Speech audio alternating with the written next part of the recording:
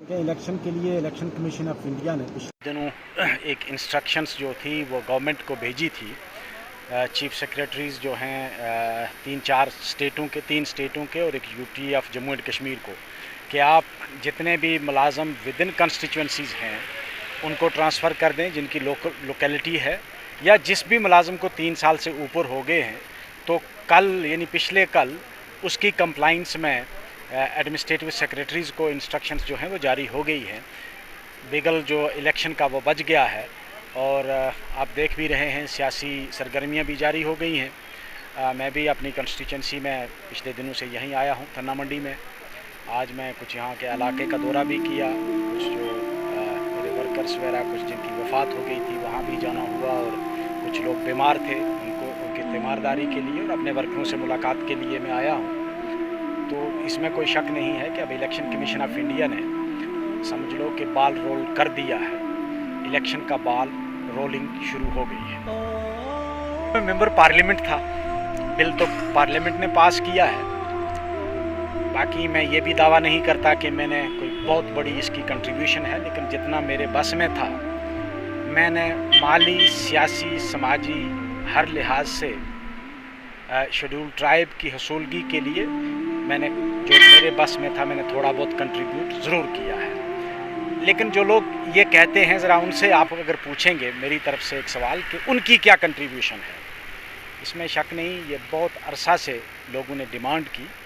हम शुक्रगुज़ार हैं कि पहाड़ियों की पिछले 50 साल से एक जदोजहद थी, जिसको 2023 में पार्लियामेंट ने अप्रूव किया और एक नोटिफिकेशन जारी हुई।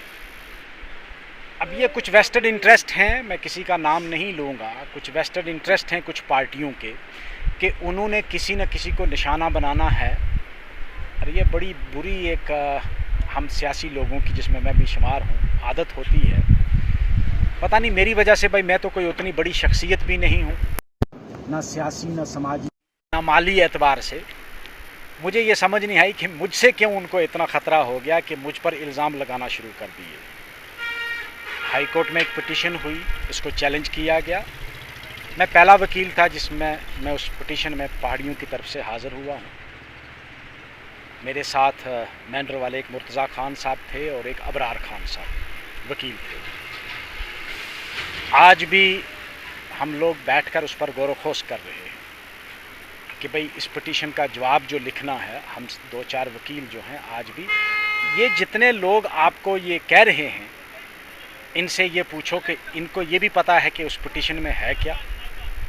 किसी एक ने भी पिटीशन पढ़ी है वो, कि उस पिटीशन में लिखा क्या गया है, किसी को नहीं पता होगा। और ये जितने भाषण देने वाले लोग थे, मुझे पता है आप शादरा शरीफ का जिक्र कर रहे हैं, जहाँ एक मीटिंग में गालियाँ भी दी गई, खामखा में इल्ज़ाम तराशियाँ भी की गई, मगर उनमें से किसी एक को भी पता नहीं होगा कि पिटीशन है क्या।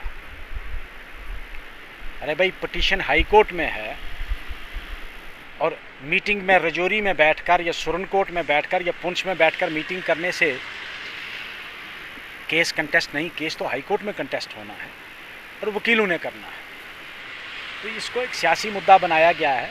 कोई ऐसी ना तो ख़तरे वाली कोई बात है उस पिटीशन में कि पहाड़ियों को कोई, मुझे लगता नहीं है।